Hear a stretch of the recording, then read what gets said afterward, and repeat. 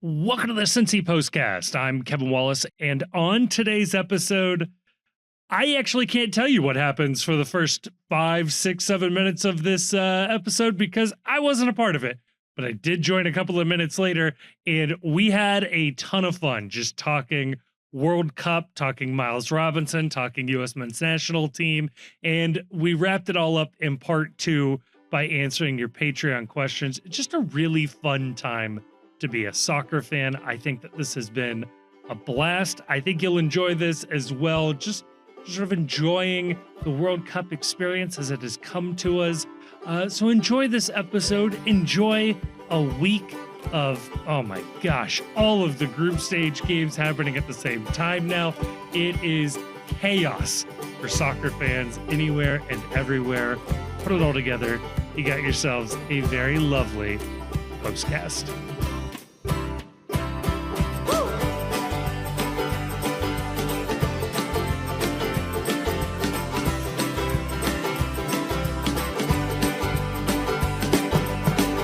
Oh, joining me for all of that and more is hopefully Kevin at some point, just so that we have another adult in the room. But as of right now, it's your boy, the Chief, and Grayson. Grayson, how does this World Cup Sunday find you now that we are some 10 days into this international soccer tournament being held on U.S. soil? It's pretty good. I have been enjoying, I don't know, like, I feel like I've been enjoying a lot of the discourse around the World Cup so far, particularly around the like US team, because there are so many like agendas that are being carried out that like, and like there's plenty of people. I would like to put myself in this category. But you know, one can never know their own mind. So whatever. There are plenty of people, it seems to me, who are just enjoying the run, right? Yeah. They've appreciated the 2 games the US team put out, the 2 wins, whatever. And they've enjoyed, as I have, some of the surprising results, mainly ties. Yeah. Like mainly ties, right? Like Spain tying Cabo Verde, Belgium tying Cabo Verde, Turkey losing both games. Very enjoyable. Yeah. And so I think there are plenty of people who are just enjoying the tournament for what it is, but there also are like a variety of people with like pre-existing agendas. And one of the discourses that I saw that I abstained from participating in was some guy put out like a tweet that was like I don't know anything about soccer, but can somebody who doesn't know anything about soccer, can somebody who does know something about soccer, let me know if there are any teams in this tournament that the U.S. team simply can't hang with. And there were a bunch of like holier than thou people. There was like one in particular, like this Irish soccer journalist who were like, yeah, like 16 of them. Right. And people are like digging deep to like fill up as many teams as they can, that they're like, oh, the US can't hang with any of these teams. And like one of the teams that you see people list is Belgium. Belgium gave up 2 to Cabo Verde today. Yeah. They look pretty average. I was not impressed with the Belgian team coming into the tournament. They have some undeniably, top tier players, but it's definitely a team. I got to correct you. Belgium drew Iran in an insanely boring match today. Sorry. Actually, Uruguay. That's Uruguay. Right. Uruguay tied Cabo Verde. My bad. Yeah, my 2-2. bad. Yeah, it's been a lot. There's been a lot of games. So Belgium's game was honestly like worse. Yeah, it was like watching paint peel. Right. So, that's a team that has like not been remotely impressive this tournament. That this is definitely a team that has had their window close. Like there's only so much that like De Bruyne is going to do for you today. Right. Yeah. So no, it's a whole team full of guys that were like, this was a guy 8 years ago, but yeah, continue. Yeah. Or like we used to have a guy in this spot. Now we got a guy from like Antwerp. Right. You know, and if there are, do you think there's like Belgian, like, you know, like there's like US people who are like, this guy's in MLS, he sucks. Right. Do you think there's like Belgian fans that are like, this guy plays for Antwerp. If he was any good, he'd be in England? There has to be. There has to be, right? There has to be levels to this. Yeah. No, I assume that's every national team, that every national team has this discourse. It's just that, like, if you're in the German national team, well, this guy's only playing for like Hoffenheim. This guy's not playing for Bayern. Or this guy's playing in, you know, whatever. There are always levels to everything, I would assume. Yeah, I remember.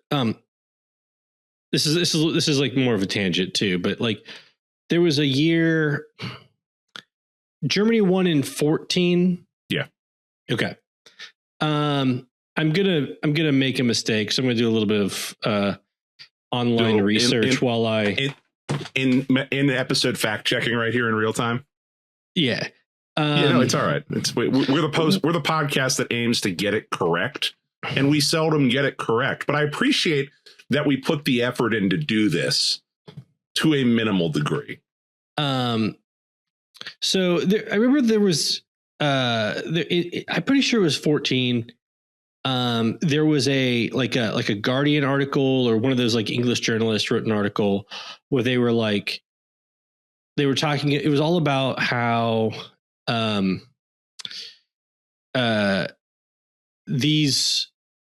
these teams, like, it's all about like the superiority of the club game over the international game. And they were like, this guy is going to start for Germany and he would never like be in like a Champions League team. And it was a guy who I'm pretty sure was in like Liverpool's team, like like a couple of years later in the Champions League final. And I can't, but my point is that there's always these these discourses from like ball knowers and stuff. And they're all just so agenda focused. Like this. So I saw like a guy who was like a professional journalist, as far as I could tell, said there were 16 teams that the U.S. men's national team cannot hang with. And I'm like, you can't possibly believe that. Not in this tournament. Also, before in this tournament in 2026, not in this there one. There are like 5. Right. And like there's 5 that are all capable of having a bad game, as we've seen so far. Also, joining us off hydration break here is the actual host of the Cincy Postcast, Kevin Wallace. Kevin, we're nonsense and we're just yapping here because the World Cup has been dominating. It's been dominating the discourse in a way that maybe I shouldn't have been surprised about, but the degree to which my life has been consumed by soccer being on 24/7. We talked a little bit about this on the World's Game last week, but the degree to which my life has been consumed by soccer being around 24/7. Do you remember when we unironically all wondered what we were going to do with our time with FC Cincinnati on break?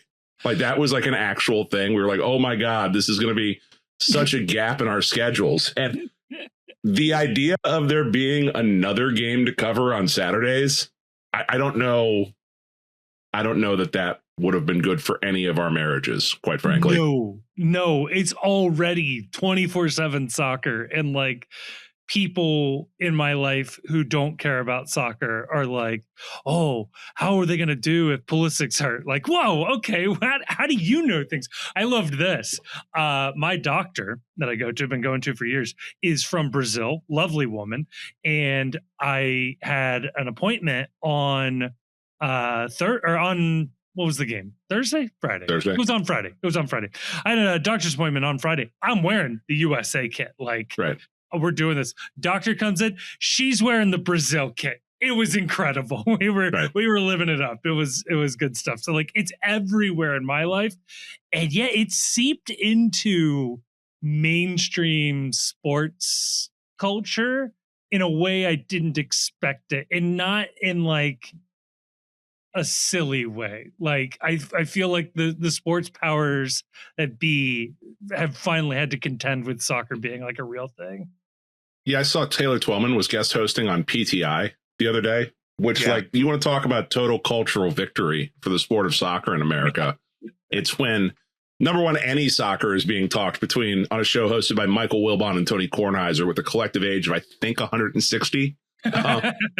Maybe short, but to have, you know, have an entire episode of PTI like that dedicated to soccer. Yeah, I saw a great post over on X, the Everything app. It's all happening on X, where somebody said, we went from don't care about the World Cup, it's going to be awesome to see all these empty seats and FIFA fall on its face, to those same people unironically asking whether or not we need to rest starters on yellow cards in order to avoid accumulation for a potential knockout round game. Suddenly everyone's an expert on squad rotation and exactly how many minutes we should be giving guys in this third game in order to protect them for the important matchup coming up afterward. Right. Oh, but Grayson, so I came in, I was listening to your point there. I mean, I could understand maybe a true Euro snob or genuinely like a European journalist who has not watched the United States have that opinion. But after the first round and a half of matches, like there's a couple of teams, sure, that look scary, but like Spain held 0-0 to Cape Verde right before the tournament. What was it? Ivory Coast beats France. Ivory Coast looks bad. Like there isn't a Ivory Coast does not look bad. You're mistaking a team.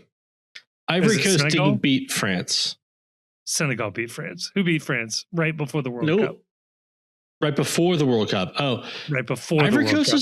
Ivory Coast looked really good against Germany. Yeah. Yeah, I thought Ivory Coast looked fine. I thought they looked very good against Germany yesterday. Maybe I'm overvaluing. That's coming on the They did beat France on June 4th. Ecuador too. Yeah. Yeah. But like, is there a team like France would be bad to play? It sounds like Argentina would be bad to play. England looked pretty good. So after that, like I think the US is in whatever that next tier is. But Spain did nothing against Cabo Verde. Yeah, they look Spain looks really good. Yes. Yeah. I guess the point I'm getting at is like any team that you think we can't match up against has already like looked not great, right? Or has already not run off the field a team that you would think was as good or worse than the US team. Yeah. Right.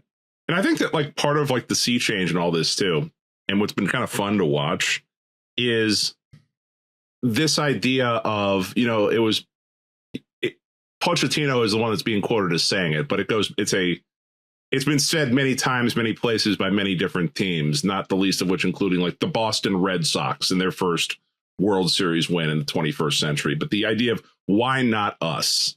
Yeah. There's a lot of reasons why not us, but like there is no more quintessential American idea than just this unbridled optimism of, yeah, we can do that. Now, are we going to do it? Maybe not. But like, you know, it's that same thing where can we land on the moon? I don't know. The most powerful computer takes up 2 rooms on 2 floors. And like you could have punched through the side of the lem because it was so thin and lightly made, but we're going to try it anyway. We're going to see what happens. Maybe we get there, maybe we don't. Nixon had 2 speeches written, but like that has been sort of like the biggest change for me between previous World Cups with the United States and this World Cup with the United States, is that there is this sense of possibility now, whereas it has always been for my adult lifetime, let's just have a good showing. Let's get our work in. Let's win a knockout game. And now it's like, I don't know, why not? Like, and that's like, it's hard to overstate if you are a younger fan of the sport or a younger fan of the United States national team, especially the men. What a change that is. That people are even entertaining the possibility of, I don't know. I think they got a puncher's chance against a lot of these teams. I think that's kind of cool. Like 50-50. It's not, you're not looking at these games now thinking, oh, we're going to have to win a Belgium style, Tim Howard saves 16 shots and we still end up losing. It's like, no, we got the guys and we got some tactics. We can do some shit now. Well, like I still have reservations about the team. Okay. Like I also have a quintessentially American feature, but continue. I have reservations about like what's going to happen when they get up against a team that has like actual firepower. He's talking still. Don't worry in the about attack. We just haven't really seen that.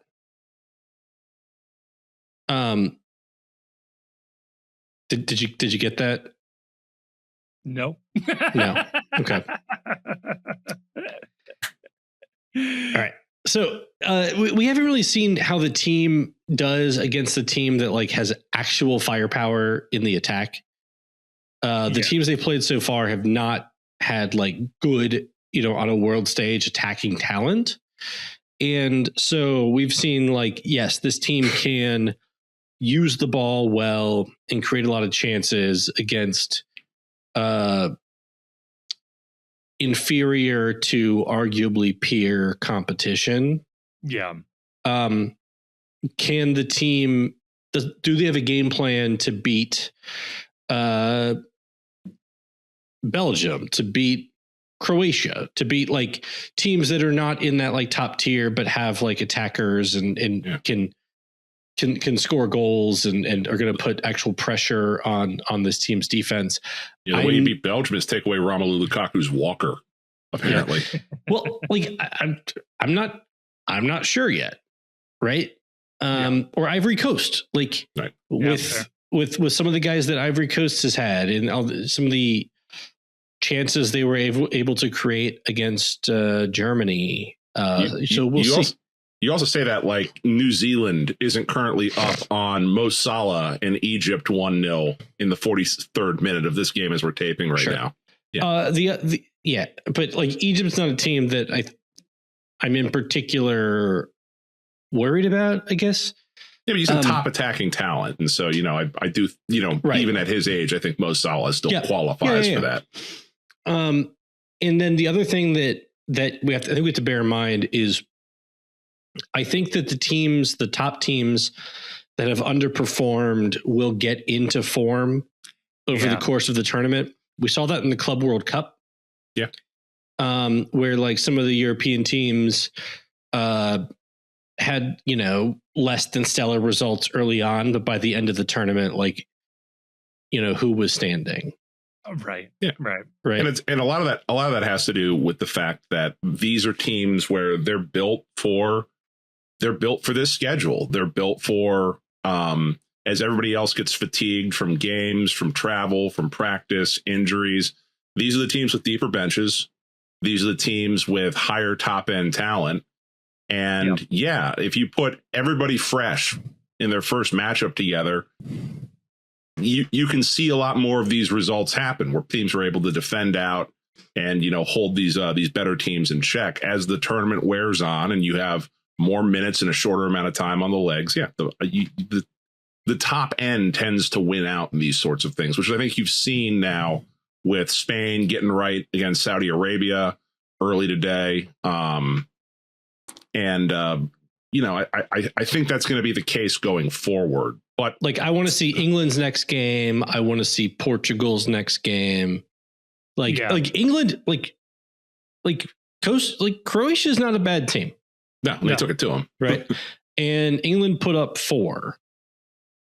Yeah. And they look great. And like, England's got guys coming off the bench that you wouldn't believe. Any other country almost. Right? Yeah. England's got guys coming off the bench that are like Champions League, like top 5-10 team in the world quality players, right? Like, this is I'm not sure coming into the tournament. I appreciated how good especially like the attackers are. Yeah. I have questions about their defense, but those questions are likely only going to matter pretty late in the tournament. Yeah.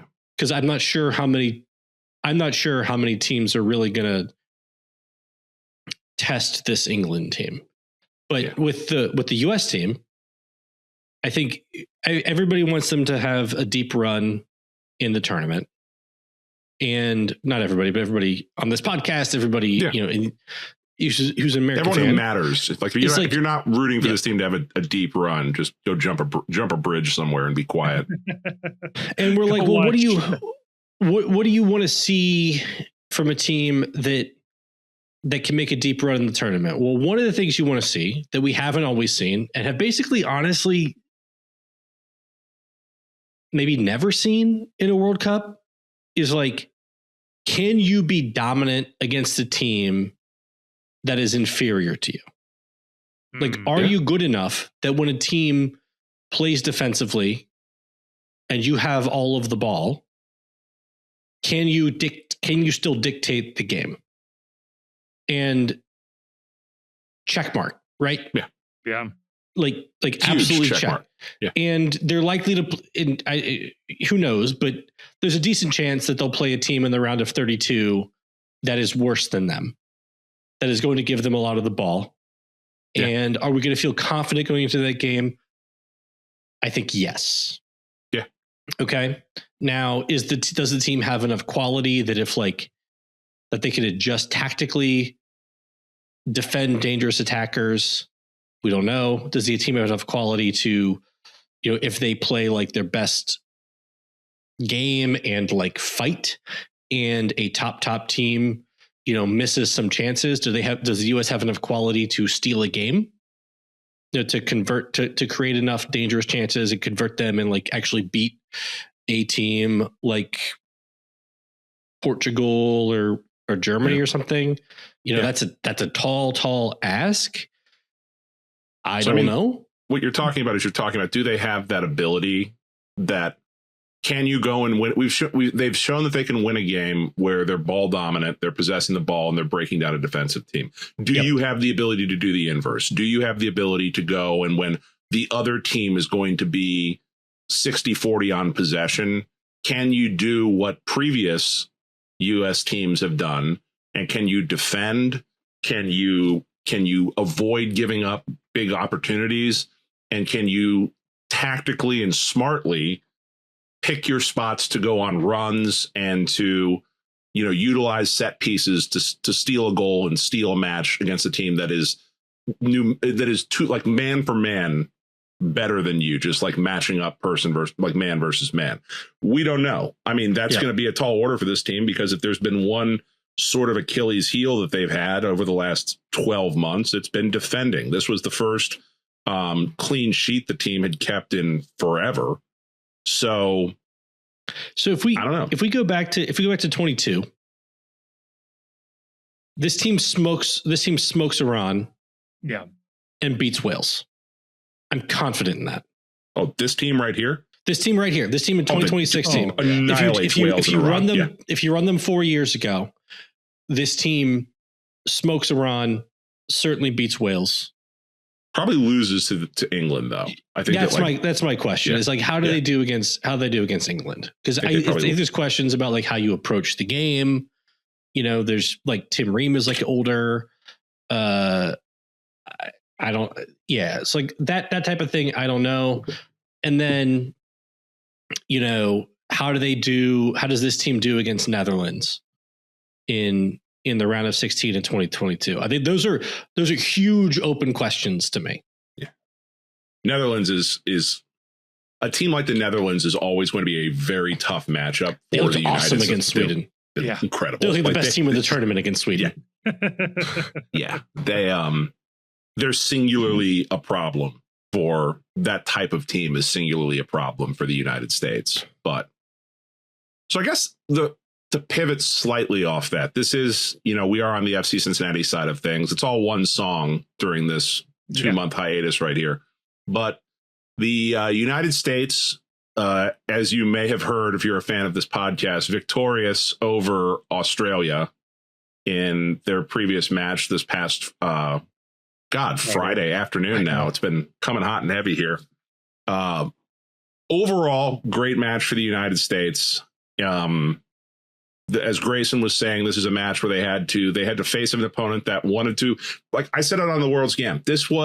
They were fighting their dark mirror version of themselves from 12, 16 years ago. It's a team that's athletic, gritty, strong, wants to win a rock fight, wants to defend and pick their spots. They beat that version of themselves with this Australia team, which was kind of fun actually to see as an advancement of where the United States is, at least on the men's side of things right now. They are, by virtue of the Paraguay, Turkey. I'm going to declare this podcast also to be a Turkey podcast. We're saying Turkey. We're saying Turkey. Yeah. Erdogan does not get to choose what I say. He's not going to police my language. By virtue, we're also calling him Erdogan.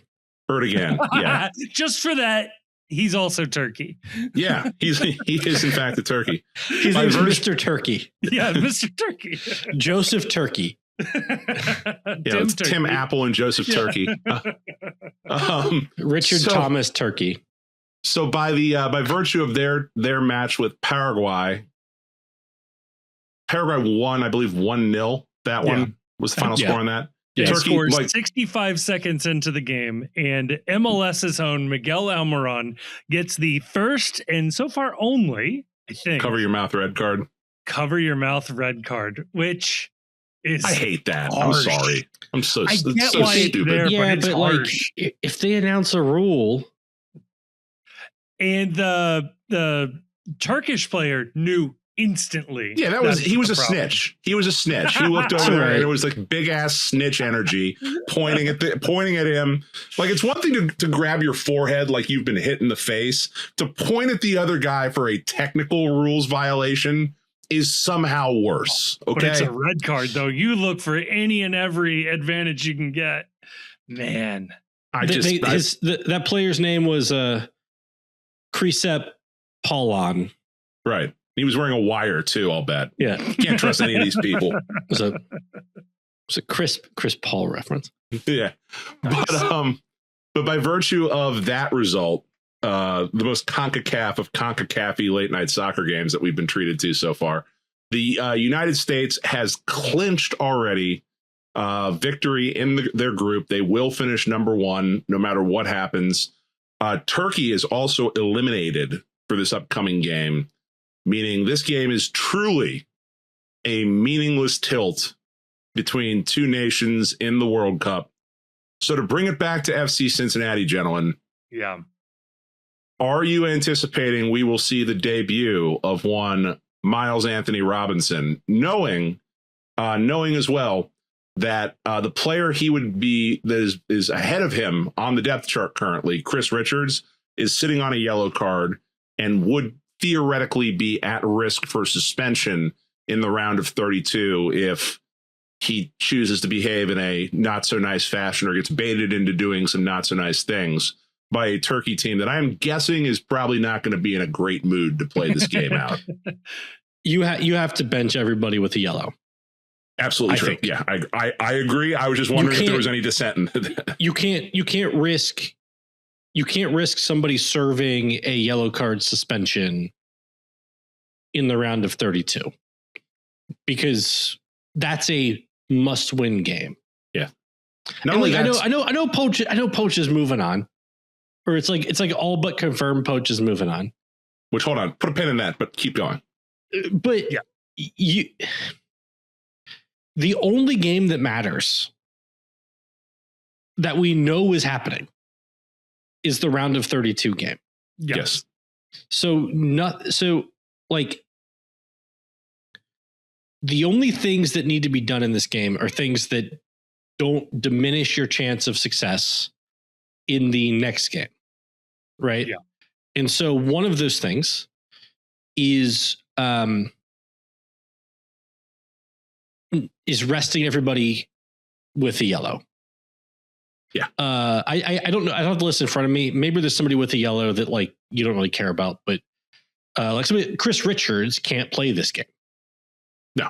And it should be noted too that under the current setup for the World Cup, I personally believe a yellow card accumulation rule in any tournament is dumb, and that we should abolish the yellow card accumulation rule for any tournament. I would keep red, but just drop yellow. Who gives a crap? Nobody cares. There's not enough games for it to matter. But regardless, under the current rule setup for the World Cup right now, the yellow cards are all wiped at the end of the group stage. But if you pick up a yellow card suspension in the third round of the group stage, that yellow card suspension would carry over to the knockouts. So if you can get your players through the group stage without picking up the accumulation suspension, everything's wiped and it's back to a clean slate in that round of 32 games. There isn't even a thought that, it's better to get the suspension out of the way for the round of 32 when you're going to be facing a third place team as a first place finisher. That's not even a concern. So that tempts fate to me. Let me give you the list of guys on yellows, and just let me know if you hear anybody who's not worth saving. Tyler Adams, Anthony Robinson, Flo Balogun, Chris Richards. No, that's the four most important players on the team. I'd say other than they can't Weston McKennie, I would say that's like Tyler Adams, especially Tyler Adams. You should just leave Tyler Adams at the hotel. Like, don't even name him in the 18 to create a temptation. There is no more important player because there is no backup for Tyler Adams. I think you need to bench not just anybody on a yellow, but additionally anybody who is carrying any slight injury designation, looking at you, Christian Pulisic. And I'd go even further to say anybody who has been injury prone generally in their career. I don't know. I'm playing Gio Reyna. Okay. Like, what's the point? He is known to just destroy a ligament and disappear for 9 months at a time. Why would you keep playing him? Like, we have other options. It'll be fine. Right. Get, Max Arfson a cap in the World Cup so he can check that off his bucket list. Give it to Miles Robinson. Haji Wright can start. Like, it'll be fine. We don't need anybody who is remotely that. And then potentially you're looking at Weston McKennie. Like, he's pretty important. Maybe you just don't play him, or maybe you play him late. I don't know. I'd be tempted to just sub out the entire team. So I'm with you. And I agree, like, they shouldn't play Gio Reyna this game because the entire point of Gio Reyna in this tournament is you may need a goal at some point in time. Mm-hmm. And he's a guy on the bench who can do something crazy, right? And find the back of the net, right? And he's already validated that theory of the case, right? So yes. And so if he gets hurt, you're done. And he's not available when you need a goal, you might as well have never brought him. Right. And this is not a game for not having Luna. This is not a game where they will need a goal. So you can't play him. I would play Weston, maybe not start him, but I worry about giving Weston too much time off. Yeah. He's got like ADHD or something. Like he tends to he gets a little distracted sometimes. He might go hit the pregame spread a little too hard, and then they'll start the media over in Italy with the tongues wagging over there. This is the best way to look at this game. The best way to treat this game, I think, is this is New England Patriots week 17. Or week 18, whatever it was during the Tom Brady years, or Indianapolis Colts week 17 during the Peyton Manning years. Week 1 through 4. Right. Where the guys, like, if you're going to, Tom Brady and Peyton, they play a series, but probably not. You probably sit them because they're too important to lose. Oh, Anyone Bret that's Hart was the classic at that because he wanted to keep his streak going. alive. Yeah, he would play one series and then that's what this is right here. You've already locked your playoff seeding up. Don't risk anyone you're going to need in the playoffs. And now there are some guys who probably should play. There are guys where they are connective tissue guys. They're unlikely to pick up injuries. There are guys you can put out there. But by and large, I get everybody off the field. Yeah. I don't think that there is I've heard tell and I've seen this discourse that, well, it would be really important to keep the momentum going, to keep the winning going. It's not. You have proven everything you need to prove versus this group of teams. You have won back-to-back games for the first time since the 1930s. You've scored more than 2 goals or more than 3 goals for the first time since the 1930s. Everyone's behind this team. It is a true meaningless game. There will be incentive, I believe, for for Turkey to do some nonsense in this game. Yep. And I would not put any of my players in the path of an eliminated team that hasn't scored a goal this entire tournament, that is facing enormous pressure at home for having no-showed this tournament. I would not do anything out there that would possibly bait a player into, even a guy that's not on a yellow right now. You get a red, you're suspended for the next game as well. I would not put my fate in the hands of whoever the hell is assigned to officiate this game and whatever the hell the Turks decide they want to do in order to make at least some part of their trip to America notable. Yeah. And, I think, to the extent the team should be locked in. Yeah. Okay. And that should also include the backups. Yeah. Right. And taking off a game when you know why you're taking off a game shouldn't affect the fact that you're locked in for this tournament. Okay. I think there would be an argument for giving Christian some late 20 minutes at the end. Yeah. But I don't trust this Turkey team not to headhunt him. Yeah. And that's not a risk I'm willing to take. And the fact of the matter is, no matter who you put out there, that's a better 11 than Australia and Paraguay, 2 teams that already beat Turkey. Yeah. It would be good to put the pressure on the backups to go get the result, right? Like they're trying to push for this up. And the backups can go for it. Yes. Let them go and try to score World Cup goals and make their moments. Give Max Arfson a chance, right? To set up a goal.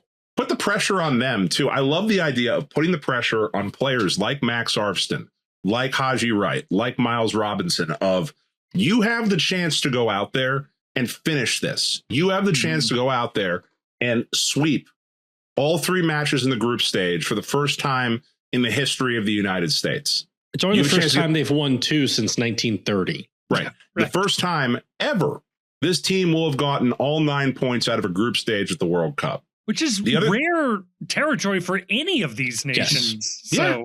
So put some pressure on the backups and say, it's on you. You were part of this team. You got selected. There are however many hundreds of players, thousands of players in the potential player pool for the United States.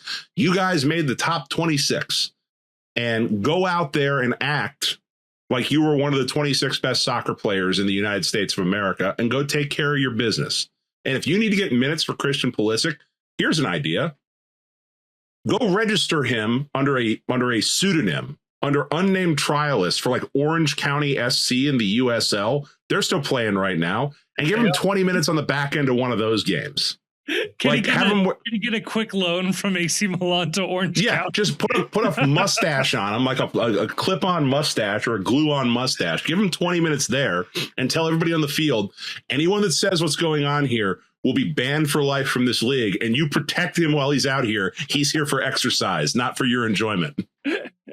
I like it. Now, there is one spot where I actually disagree with everything we've said, including myself. Goalkeeper. Goalkeeper. Yeah. You have to keep Matt Freese there for a couple of reasons. One, goalkeepers are weird. They're like starting pitchers. They got to keep their routine, keep their rhythm. So I can appreciate that.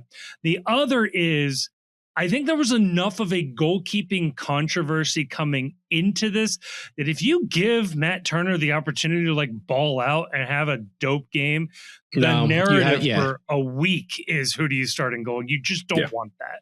Once you decided Freeze was, this is like something that I actually thought made sense that Greg did in the last World Cup.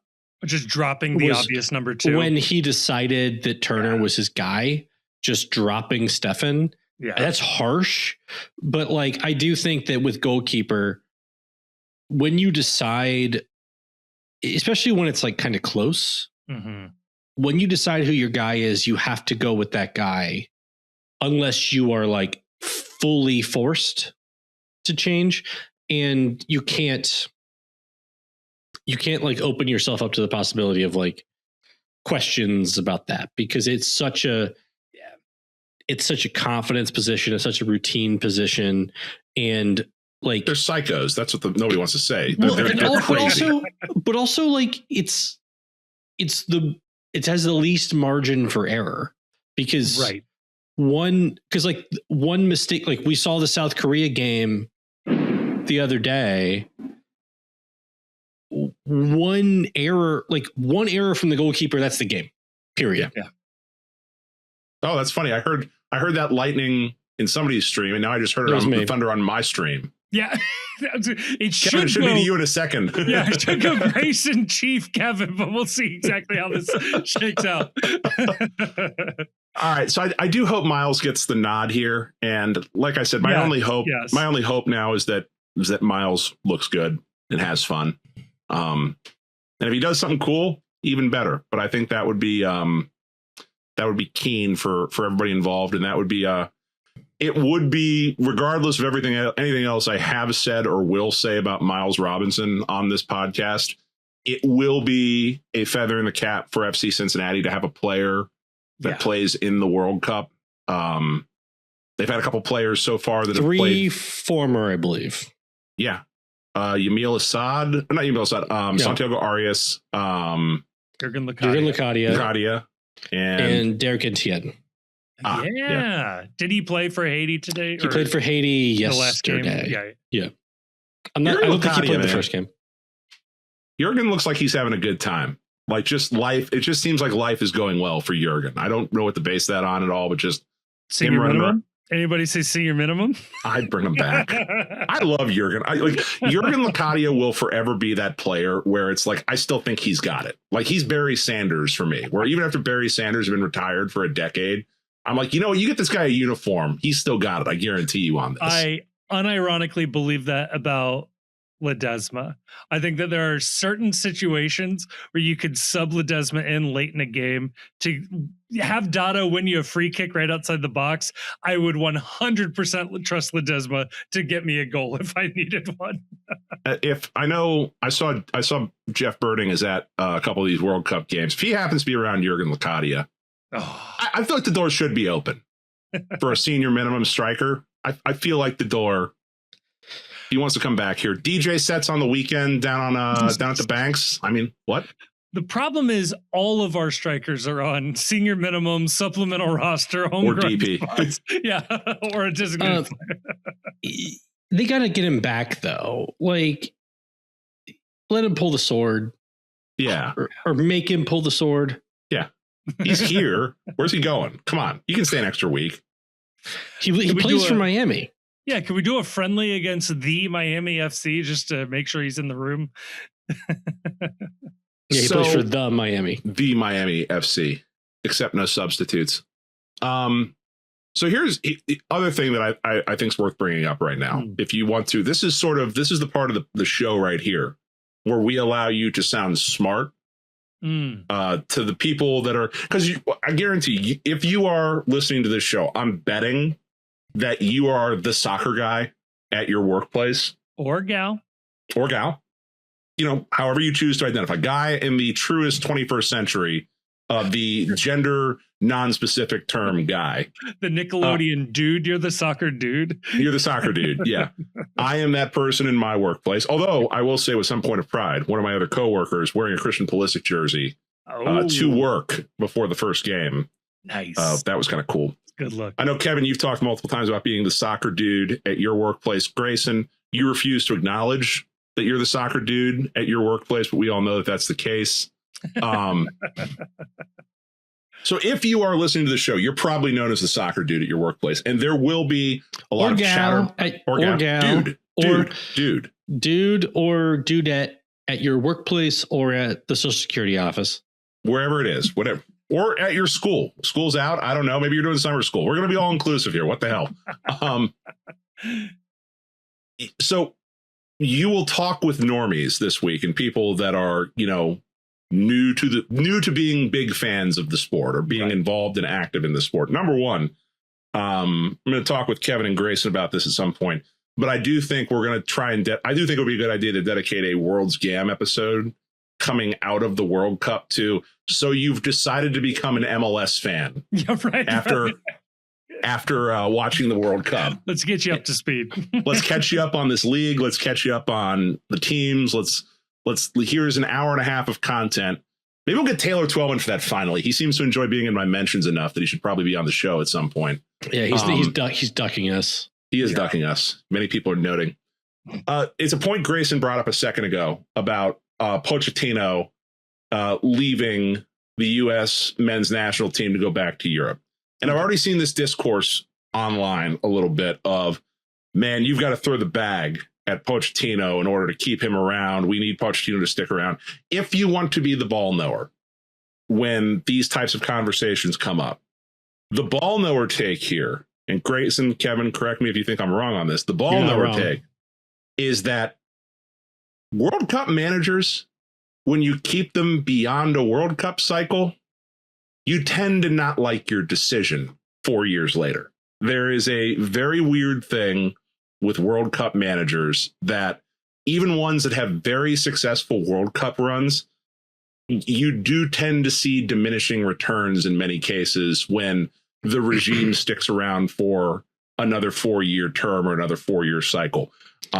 We kept Greg Berhalter past the sell-on date, obviously.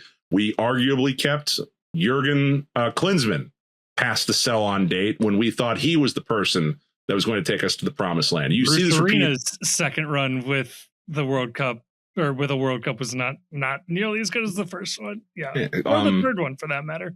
Yeah. There usually isn't a happy ending for World Cup managers. It is rare to non-existent that you find the person that signs on and retires happily, having accomplished everything they set out to accomplish as head of a national team. The good thing is having the money to get a replacement for Pochettino. That money is a good thing, but it is not imperative, I don't believe, that they retain the services of Mauricio Pochettino, regardless of how well this tournament goes. I mean, there's mixed results, right? With a second cycle manager on the world stage. Yeah. Jurgen Löw won the World Cup at his second chance. Was that his second? I think he managed in 10 and 14. No, and then the wheels fell off afterwards. Yeah, but he won in 14. I didn't think he was a manager in 10, was he? Yeah, he was manager from 6 to 21. Okay. Oh, okay. So they did keep him too long. Yeah, but he was the manager in 10, and then 1 in 14. Fair play. Southgate had a pretty successful stint. But Southgate's second World Cup was worse than his first World Cup. Yeah. That's fair. But he did take him to a Euro final after his first World Cup. Yeah, where you would normally expect him to leave after the first World Cup. So he took him to 2 Euro finals after his first World Cup, right? Or was that? I never watched episode 2 and 3 yet. I've been really busy watching actual soccer. I can't remember the exact timeline on that.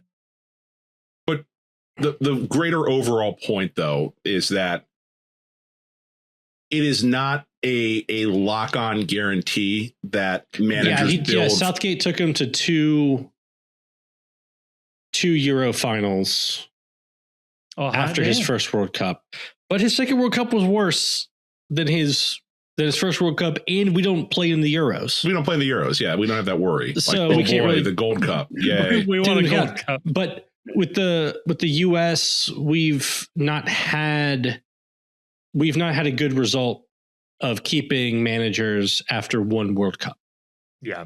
Now I think there's arguments that many of people who have been guests on this show would probably not entertain, that the team would have qualified for 18 if Klinsmann had stuck around and been allowed to kind of, pick his players and survive. Not been subject to like a mutiny of guys who were upset that they've been criticized for coming back to MLS from Europe in that cycle. And that after those guys were allowed to select their coach of choice, they then didn't deliver and qualify for the tournament. I think there's definitely a discussion to be had about what exactly happened in that run up. And I think, maybe it wasn't the right choice to drop Klinsmann, but nevertheless, I think I'm more with Chief that no matter how Pochettino does in this World Cup, he was hired to take us through this World Cup. Yeah. You started to save it. Yeah. If you extend yourself to bring him back, you, I think, are more likely than not going to be looking for somebody else to coach the team in 2028.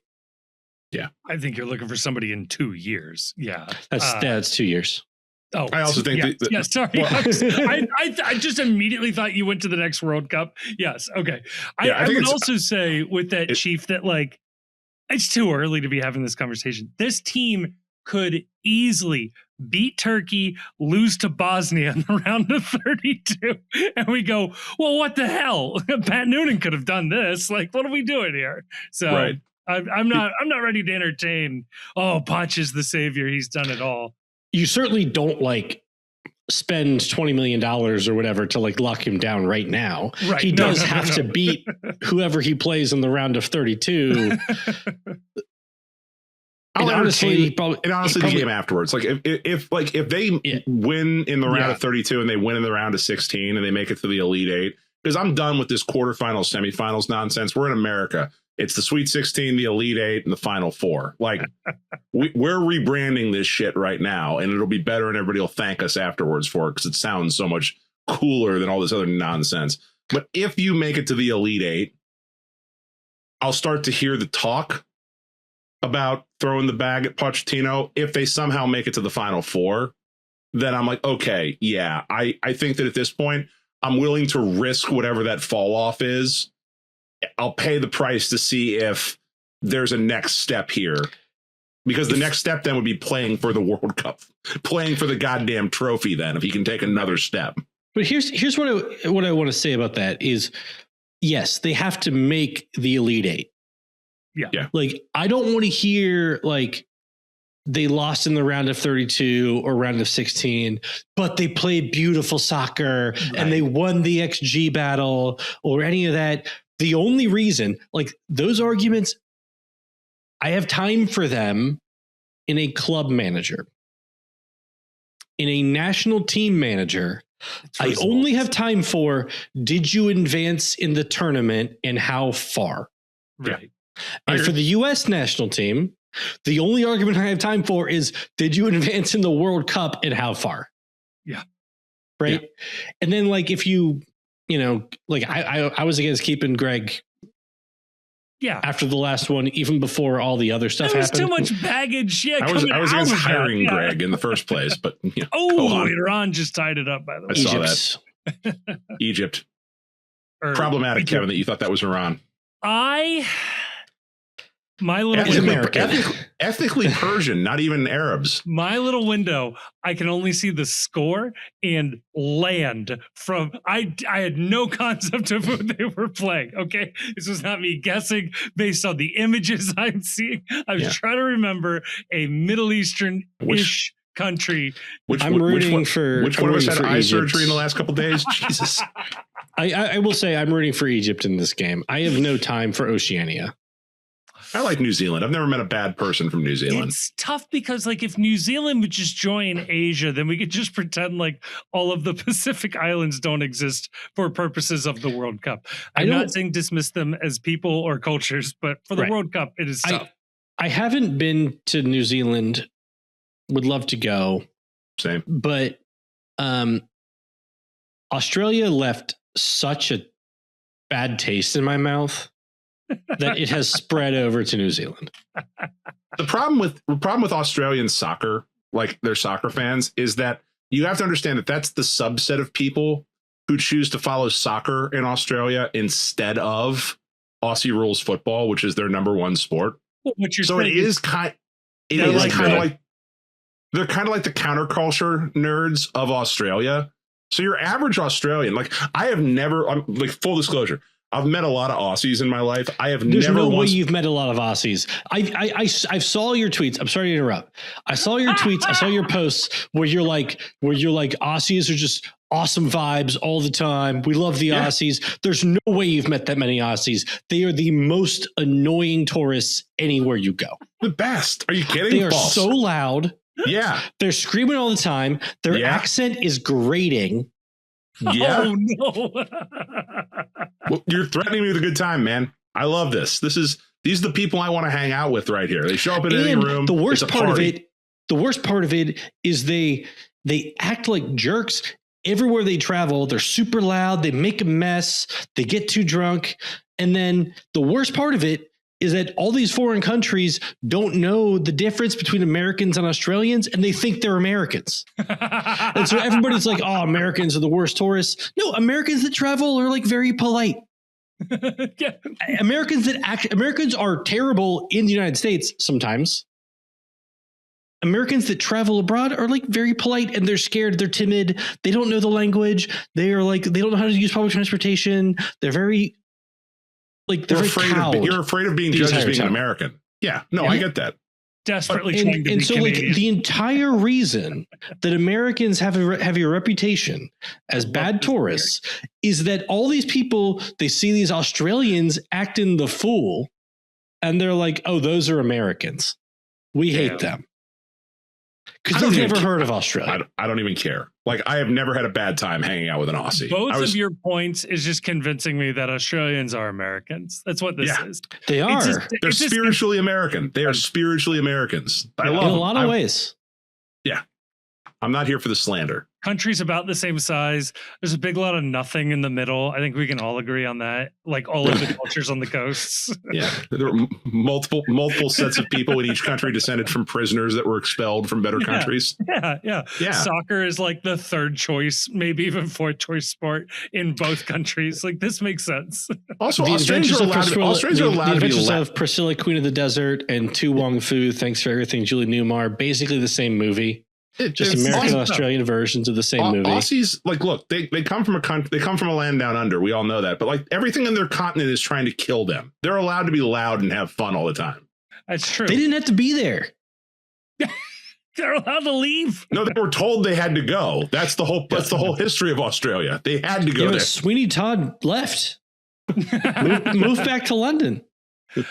AC/DC, probably the greatest American rock band of all time. Many people know it. I've seen a bunch of Aussies complaining about the game, and it's taken everything in my power not to just respond to all of them. Oh, that's cool. Check your shoes to make sure there's no snakes in there. Yeah. Because you got to understand, because you know, as recent as being soccer fans has come to America, again, Australia is like 20 years behind us on this. So you have to imagine that we are getting a peek at what American soccer fans would have looked like if Twitter existed in 1998. Like, that's what we would have looked like. We're very confused about the rules. way overconfident about exactly what our entitlement to be good at something is, because we produce a lot of big, athletic, and strong people, and very loud about our opinions in this like counterculture space that we have claimed as our own in our own country, and then feel compelled or feel like we have the ability to project that outwards to other people who know way more about things than we do. The other thing about Australia is like, let's talk about like the women's soccer side. Sure. Okay? We have dozens and dozens of world-class women's players and one Hope Solo. Yeah. Among them. Sure. Australia has like one world-class player and one Hope Solo. Like Sam Kerr is a disaster. I love this take. They can't handle themselves. This is a new piece of, they should not be allowed to go out in public. They should have to stay in their place until they can learn how to behave. this is like a new piece of postcast lore. That like Grayson is incredibly racist against Australians. It's like I hate two things in life. I hate two things in life: people that hate other people's cultures, and the Australians. Nationalistic. It's amazing you didn't jump the Bailey to go attack Harrison Delbridge when he was here. I've just noticed things. Okay. Wait, didn't a megaphone fall off and almost kill Harrison Delbridge, or was that another player? That was me. What I'm getting at is Grace. I threw it at him. I threw the megaphone. Yeah. He also attempted to kill Kevin Huber's sister, I think, as well with a megaphone. Oh yeah. She was another victim as well. Who is Kevin Huber? Punter for the Bengals. Yeah. Oh, his sister used to work for the FC back in the day. Yeah, she also almost had a microphone dropped on her head. Right? What'd you say? He went to McNick, right? McNick and UC. I think he stayed in Cincinnati the whole thing. All right. And his sister almost died on the field at Nippert Stadium because the megaphone almost fell on her head. We were not good at holding on to megaphones in the old Bailey. It's a good thing they lowered that down. Oh, damn it. Kevin, do we have Patreon questions to answer? We should answer some Patreon questions. Let's just do that, yeah. I bet you we do. Let me pull if they those mention up. Australia, cut them. Done. Let's do that in part 2, and then let's get out of here.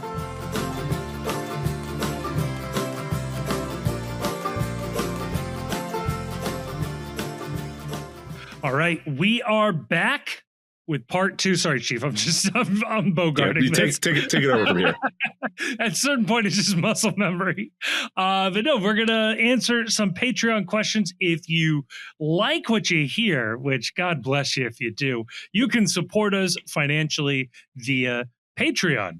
You can also support the sponsors too, but whatever. The Patreon's the best way to just directly pay us some money. In exchange for that, you get your name in highlighter pink on the Discord. Also, a very bright teal if you go for the higher tier. I don't know if you've seen some teal nameplates running around, but you also get to ask us a question once a month, and we answer it here on the podcast. So in order to do that, we do have a couple of voicemails on the voicemail line. I have to remember, how do I do this? It is with this right here. Here we go. Here is our first voicemail.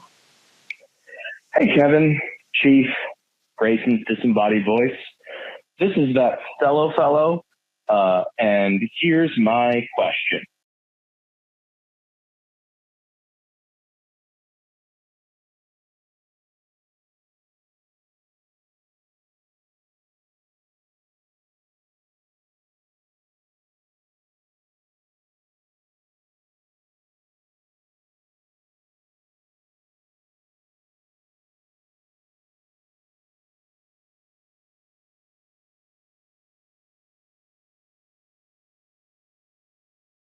Insinuate I think it'd be hilarious. So yeah, there's my Patreon question. 5. Huh. Well, I'm not airing that. I'll tell you that much. Try again next month. Yeah. Whew. You know, also maybe talk to somebody about that. Yeah, I think we should air it. I think now more than ever, it's the time to make people aware that this kind of thing is happening. Yeah, but what if his employer finds out? Grayson, I'll take your note, but I will have to check in with a lawyer first before we actually do hit Good luck publish finding one of those on this hour. Yeah, it's gonna be tough. Anyway, well, thanks for the question. Yeah, I think. Next question. Hey, this is Michael with my June question. Just checking in to see what wish you guys have for this World Cup break. Could be World Cup related, could be FC Cincinnati related. Let me know. Thanks. What's a wish we have that is Cup related? My number one wish has been granted, and that's that there is soccer on all the time, and there's games just starting one right after the other. I guess I have to make a wish right now. I wish there was a midnight game tonight so that I could watch another game after we're done recording. I don't know. I understand why there are no rumors about the FC currently, because every soccer journalist on the planet is covering this instead of worrying about summer windows or anything like that. But I guess it would be nice to hear something. I'm wishing it would be nice to hear something related to the FC. Center back. Anything. I mean, what is out there is lots of European teams would really like Kevin Dunke to join them, allegedly. Yeah, he's really good. I don't doubt that those rumors exist, but I also think that FC Cincinnati won't sell for cheap. My wish, I mean, look, it's cliche, but my God, could you imagine? I wish the U.S. would win the World Cup. I think the pandemonium, the insanity that would create. I mean, we've already seen what 2 wins against like okay teams has done for this, for this team.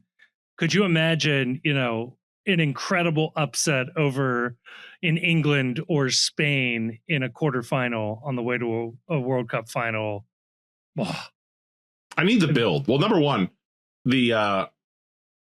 I don't know what it would take to make us play England in Philadelphia on July 3rd. I think that's out now because we both screwed it up. Yeah. Yeah. So, I mean, that would have been cool.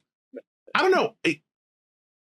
Do I want America to win the World Cup? Yeah. But in a weird sort of way, it feels too soon. Like, if you win it now,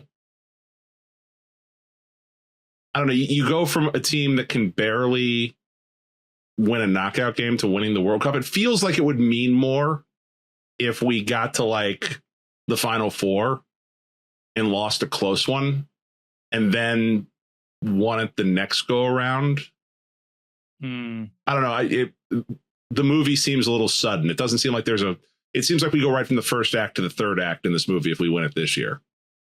What would you take in order to keep the realism? What about a final loss? How would that make you feel? I don't know that I'd like that either. That hurts. Like getting kind of close, but not like so close you can touch it. That would be tough. Like getting like there. It'd be like once you get to the final, you may as well win. Fair. I honestly think it would be sexist if the men's team won this year.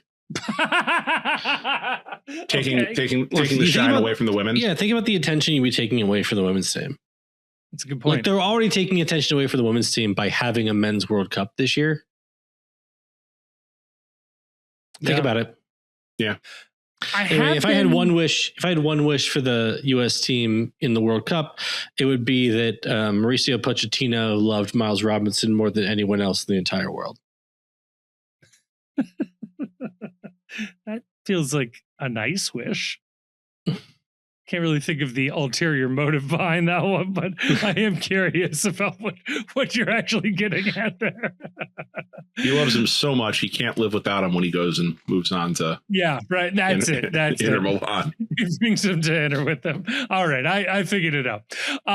Let's go to the wait, Grayson. Oh, that was your wish. Blah, blah, blah. Ann Sattler asks, we move from the people too timid to leave a voicemail. Ann Sattler says, movie/documentary review suggestion for the World Cup break, U.S. Against the World on HBO. It is following the USMNT since the 2022 World Cup up until recently. She said, my mom knows I am the biggest Roman Celentano fan, so every time he is seen in the background footage, she made sure to let me know. Have either of you seen it, started it? I'm aware that it exists. I have not yet had the opportunity or the desire to watch it, but like with every passing week and game that this team plays, I'm more like, yeah, I'd kind of like to see what the hell's been going on with this team for a while. Just to try and pick up, like, because they didn't look this good for the majority of the build up to the World Cup. Was there something going on behind the scenes that led everyone to be like, hey, we could actually start playing really good soccer if we put our minds to it? Was this the one where they like specifically didn't touch the Gio Reyna, Greg Berhalter thing? Because they were like, it just wasn't that interesting or whatever. It was too soap opera-y. Yeah, it's honestly the only thing I actually want to know about. Yeah. I was not interested in this until I found out that you might see Roman at all in it. And now I think we do have to probably watch it. It'd be really funny if Roman was in the background. He was really good, but he was also like, I don't know, AirPods in, hammering a Ghost Energy. And it was just like, oh yeah, that's why he didn't get picked. It's just not paying attention for some reason. But noted. We'll put it on the I'm down. The consideration list. It's gotta be after the World Cup though, because I think that if I had add any other soccer viewing into my rotation right now, I may have to consult a divorce lawyer involuntarily. July 8th is the next scheduled day without any World Cup soccer, I believe. Cool. So we got that to look forward to. Redbeard asks, when is the last time you sincerely said, I love you to a non-relative? Is your wife a relative? I would assume so. Well, I'm not. If I was related to her, then maybe where you're from, you would assume so. Hey, they played Country Roads at that game. I think West Virginia life is hot in the streets right now. All right. I feel like I say it regularly. I don't have like a timestamp, but like I'll throw an I love you if I'm the right context, the right outing. I say it to my bros. Yeah. I'm a big love you at the end of conversations with friends. Like, but do you say I love you? On bended knee. That's kind of like the hard R of love you. What do you mean by that? Yeah, please expand. Can you explain what you mean by that in more detail? It's that love you can throw into casual conversations. You say I love you, there's meaning behind it. There's venom. You can rap I love you. You can rap love you, yeah. If you're singing along, you can rap love you, but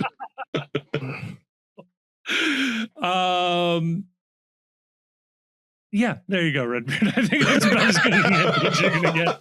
I can tell you the last time our cameraman said it to a non-relative. Oh my god, that came up recently. Out at lunch, I got to retell that story. That was great. Oh man. Moomba asks, would you rather ride the bench for a World Cup favorite country with minimal stoppage time minutes? Or would you rather start every game for a country that probably won't make it out of the group stage? Ride the bench and get the ring, baby. Yep. Coast to glory. Absolutely. Does the let's say you get the we'll see how they go, but like the Cabo Verde goalkeeper treatment where you become like a well and true folk hero. I often wonder if you're riding the bench for France, you're already like a multimillionaire. Yeah, that's good. Yeah. You already have 100 million follows on Instagram or whatever. You're already the most famous person in Mumbai. I often wonder that though as well, that like how when they say, oh, this person's never gonna have to buy a beer in this town ever again. how often does that person actually get a free beer when we say that about someone? That's a good point.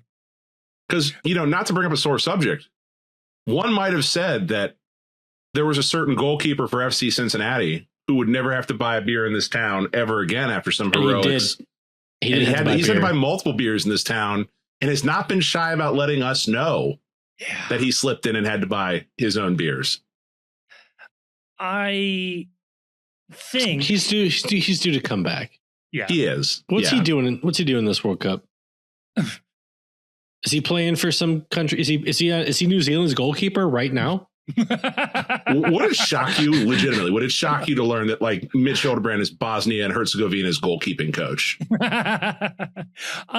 There's a connection, right? He was last coaching in Philly and Harris, Virginia. St. Louis. He was in St. Louis recently. St. Louis. He went with he went with Philly. He went with Carnell to Philly, right? Yeah. Thank you. Yep. Dallas J was the Guam national team goalkeeper for a little bit. So we kind of had that. But yeah, you guys make up a good point. If you're sitting on the bench for France or England or Spain or Germany, you're probably doing all right for yourself. Yeah. If you're sitting on the bench for Germany, you have one of the 1,000 best lives on the planet. Yeah.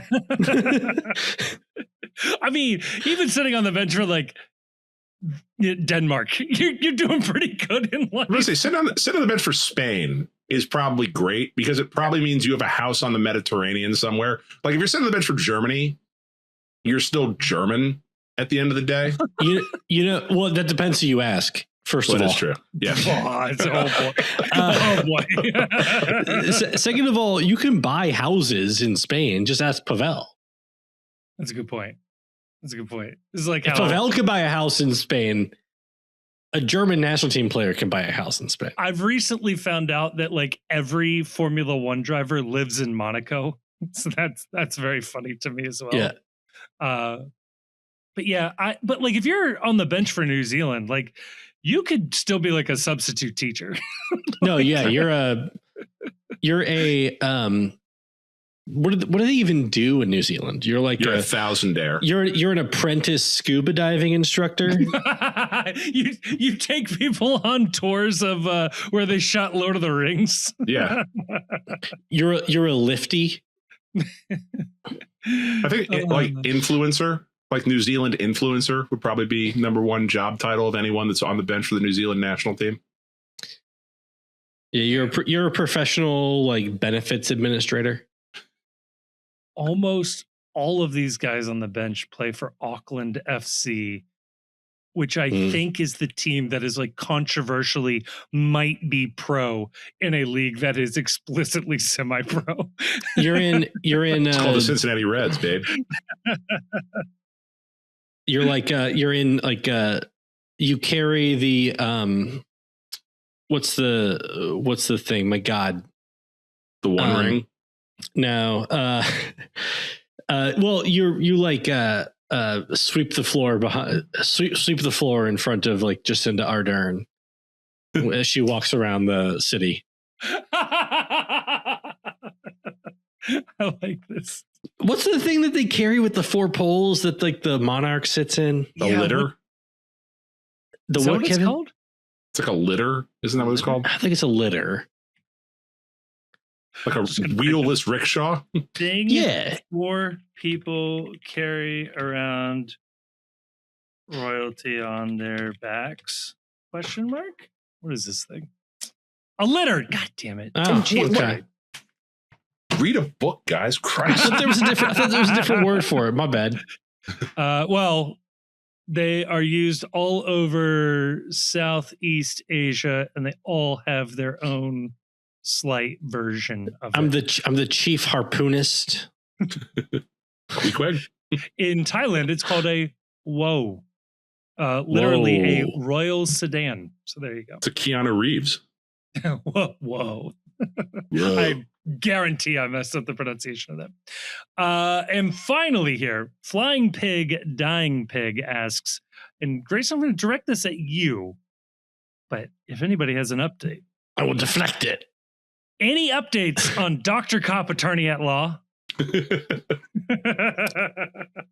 None. Aw. The cowards in Hollywood have canceled Dr. Cop. They don't like to see a woman winning. They say,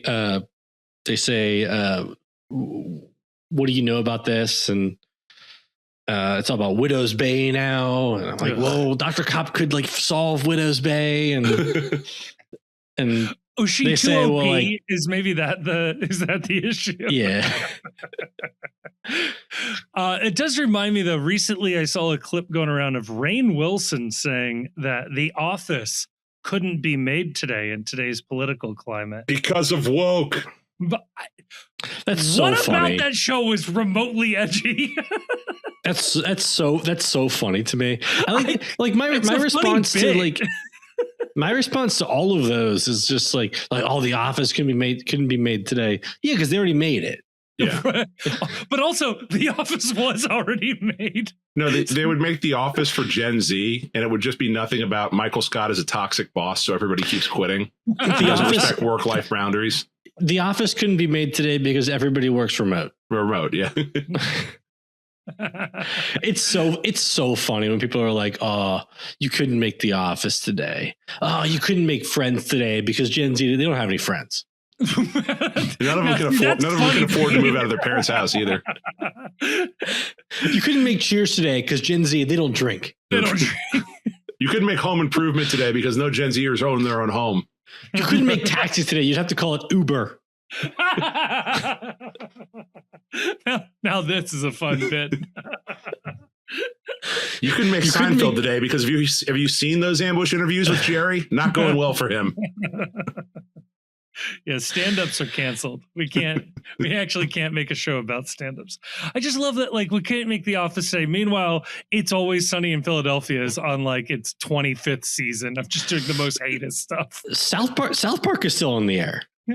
like your still very mileage may funny, too. vary on whether you think it's funny or not. Right. Beavis and Butthead is still on the air. Also, you can't make The Office today. There's a literal Office sequel on the air right now from the same people, including some of the same actors. They have done The Office again today. Abbott Elementary borrows quite a bit from their style, which is also very good. I don't know, man. Like, what are you doing? You couldn't make Abbott Elementary today because the Department of Education is shutting down. Yeah, actually, the school closed down. There's no teachers to follow. What is a show you legitimately couldn't? I mean, like the classic thing, right? Is that like you couldn't make Seinfeld today because everything is like solved with cell phones, Right. right? Okay, I'll give you a show you couldn't make today. You couldn't make Hogan's Heroes today. I don't think anyone would go for a comedy set in a Nazi prison camp. That was kind of always it was wild that went to begin with. I was thinking like MASH is almost like the first Ted Lasso comedy. Like dramedy. Yeah. There have been a couple of like set in the military kind of sitcom type shows that just didn't do well. Yeah. There was something called Enlisted, which I never watched. There was like Space Force, which didn't do well. Oh, I tried to watch Space Force. It was bad. I didn't watch it. But like Succession was just on the air. Yeah. You know? Yeah. And like, but again, not the guy set who made, in a Nazi no, prison. No, camp. sure. Yeah. But I just mean like in general, like Veep was a pretty successful show. And the people who made that still are doing stuff. Yeah. A show that you genuinely could not do today because of how society has evolved, I think, and this is cheating, I think, is The Honeymooners, which is like borderline abuse as a TV show these days. Like the running joke is that this is a married couple that hate each other. And like, I guess you could do it. but it's very misogynistic. You couldn't make Oz today. Oh, interesting. Yeah.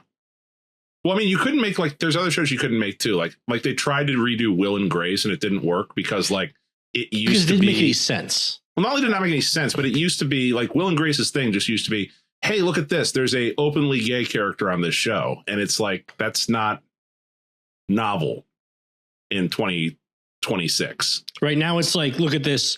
There's no openly gay character on this show. Right. Coming to you. I guess to that maybe Chick-fil-A is also streaming channel. Right. I guess that's maybe also Succession. I don't know. This show and more on Fox Nation for $17.76 for your first year. I said this online. I want to meet the person who is watching the World Cup and is also enticed to sign up for Fox Nation. Like the Venn diagram of these two like groups has to be two circles on two different like edges of the known universe. Like, I'm already signed up. I assume everybody else is. Yeah, right. I think, of course. Like I see these commercials. I'm like, oh, yeah, I love it. It's the best. I don't know about you guys, but the literal I love the show Hang Out with Sean Hannity. Because when I think like is the funniest human being on planet Earth. When I think like who's a cool dude I want to go like shoot pool with at the bar. I think Sean Hannity in the bar. Of course, 20 years. Of course, not the bar, right? No. What I mean is like the Yellowstone Lodge, right? Place where men can discuss ideas. Well, right. Alan Colmesby there is the real question. Like nondescript fur. No, he's dead. He's dead. They killed him finally. They did. Yeah. What do you think his hairpiece is made out of? What do you think's hanging the wall on the room? He's the floor protector that the wheelie chair behind the desk rolls on. I want to talk to somebody who. What I want to know is, can we get somebody on the show? Okay. Who watches whatever that show is, the Hangout with Sean Hannity? Yeah. And like. Is like, yes, I want to I just want to like watch I want to see Sean Hannity in like a casual setting where it's just dudes being dudes and we're just we're just talking like men. I want to talk to that viewer and I want to find out like, what is your social life? What is your relationship with your children? Where does your ex-wife live? How much do you pay in child support a month? No, the answer here, as is always, is that coming out of the Where World is Cup, your gold? Coming out of the World Cup break, we need to have some sort of a pick challenge. There needs to be some sort of a challenge between the three of us, and the loser has to sign up for Fox Nation and give a report to the group on what it's like watching Hangout with Sean Hannity. You guys are acting like I'm in. A certain Plex server just didn't get the weirdest suggestion ever. We got to figure this out. Like, all right. Any other questions, Kevin? No, but I do have the idea of you could reboot Cheers, but it takes place in a dispensary. Thank you. Not the same.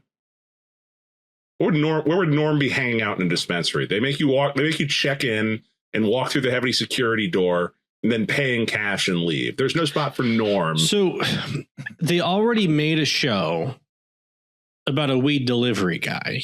That was quite good for a couple seasons, for sure.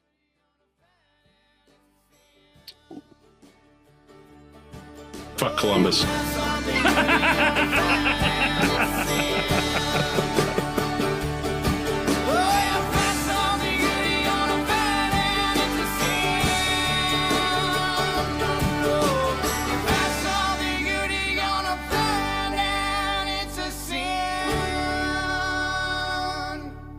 The Cincy Postcast is a production of The Post Cincy. You can check us out online at thepostcincy.com. You can also follow us on Twitter and Blue Sky, Facebook, and Instagram.